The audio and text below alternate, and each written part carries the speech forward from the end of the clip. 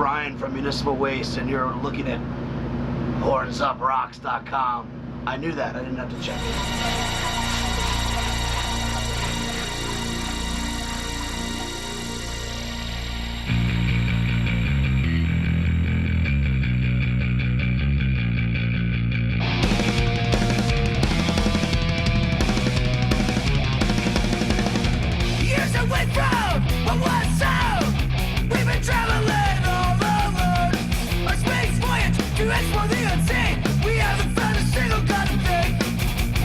Municipal Waste is in New York City. Welcome one more time to, I think, one of your favorite places to play, right? You dig it, man. We always love coming back. Sold out show. Doesn't hurt when that happens either. Saturday before Halloween. So what are your expectations for tonight, man? Just to get wild. We want to see the crowd going wild, jumping off stuff as usual. You know, it's sold out. It's a lot of young kids out there, so I think it's gonna be a wild one, man. It's quite a package, obviously, with legendary band like NAPALM Death, which we all grew up watching and idolizing. So, of course, dude, it's just it's one big family, man. I mean, we've actually played a lot of festivals with them. We've become friends over the years, so it just makes sense for us. Same with EXHUMED and VEKTOR. We've been playing with those guys, since at least since they started, and like I think they're very worthy support acts, man. Like the whole bill is solid. And 11 years doing this, so you have to people in a couple of differences between when you started to today as far as Municipal Waste within the scene. Which differences are there?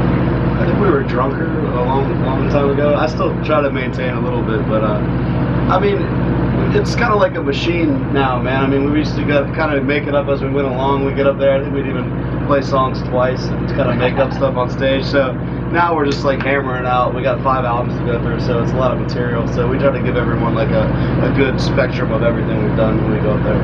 Portfolio music, of course, the Fatal Feast came out earlier this year, the last records around April time. Has the response been what you guys expected so far? Yeah, everyone's digging the new songs. We'll bust out a new one, and sometimes the crowd will go even crazier for that. So it seems like they're catching on really quickly to an album that's only been out less than a year.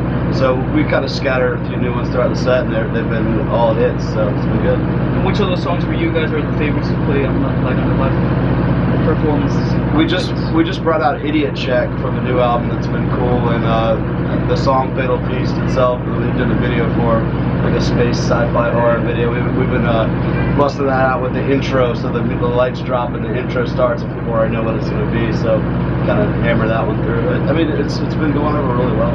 That's a great video, by the way. You like that? Anyone that's like a horror fan, I think is going to dig that. And we all are. Everyone knows that by now. So it was like acting like in a real Hollywood horror movie. It felt like making a movie. It was cool. The video. Is it a concept that you guys came up with, or somebody approached you with the concept? Yeah, well, Jeff Speed is a guy who did a Sadistic Magician video, and he kind of took the reins of that, and we just got to be like actors in his video, which is he knows the band really well. So I mean, what we're going for. So I mean, it all just fell into place. The other day, your brothers from War performed in New York City with Devil Driver and Cancer Band. Somebody on the subway on the way back home after the show were like, what is in the water in Virginia that makes all these bands, not only pump up good music, but have like such a solid energy? Must be something toxic in there that makes us do all this weird mutated type bands. I mean, it's a small town, man, but it's always been a music town. It's never been one of those towns that puts out like one kind of music. It's like very diverse, it's always been very heavy stuff, but we're just lucky, to be peers with all those types of bands like War, and so they took us on the road 2 times, 2006 and then last year. So I mean, we just owe it to everyone coming together as a community. Like they're helping us out, we represent them, to the death, for sure. Absolutely. They're from Antarctica, though. I don't think they're from Richmond. They go Chris up when you say they're from Richmond. Yeah, so you didn't hear it from me.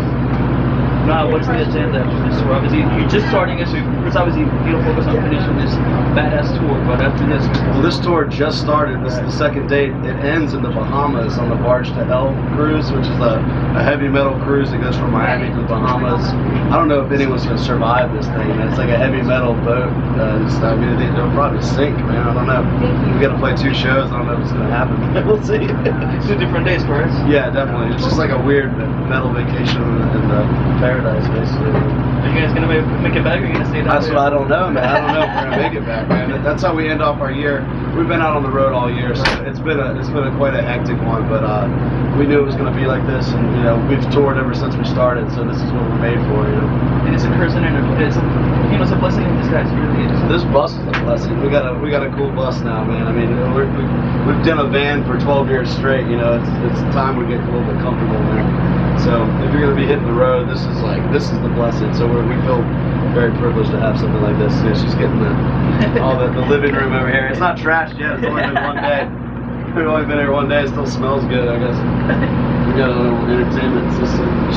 Dollar store paper towels and everything. So what are your passions while on the bus, while on the road? What do you guys do? I mean, obviously you guys are not like one of those bands that just sits down and reads. And what do you guys do? I mean, it's like a moving living room, so you know, we'll sit and drink and like, you know, watch dumb shit on TV, and like I'm a DJ at home, so I make a lot of playlists and music.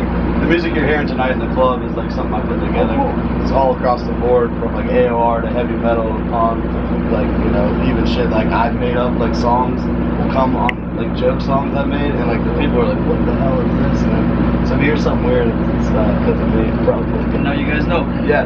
And hey, I gotta ask you, obviously you just brought up like a bunch of, you know, obviously you're a very musical person. What were the bands and the artists that you were watching as a kid that you were like, I want to do that? I was a huge Judas Priest fan growing up. It's still my favorite band. Me and my older brother got into heavy metal real young.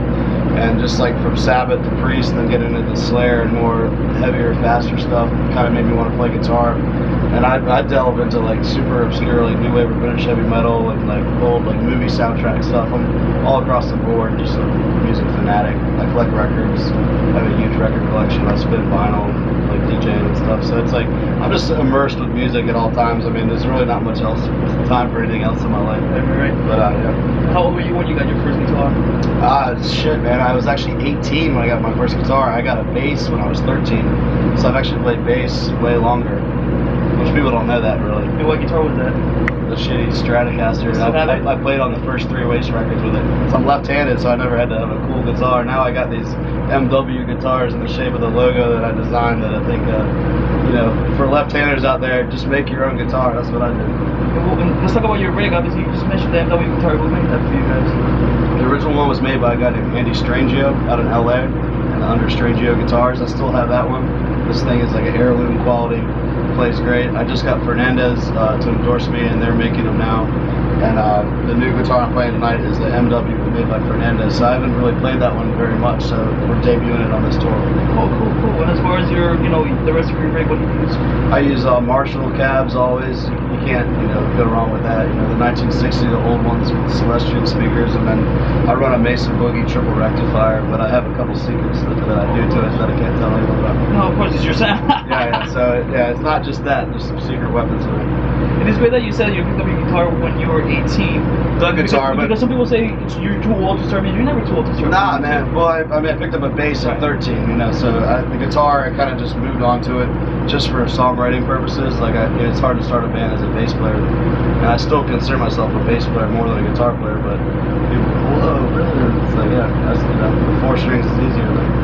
Of course. Any final words for the past, present, and future Municipal Waste fans? Just keep it coming. We love the energy. As long as you guys are coming, we're going to keep playing, man. All right, brother, I want to thank you. Yep. Have a great show tonight and a great tour, man. Cheers. And you guys make sure you pick up The Fatal Faces out right now by No Further Blast Records. Don't forget Municipal Waste. It's going to fuck you up. Yeah.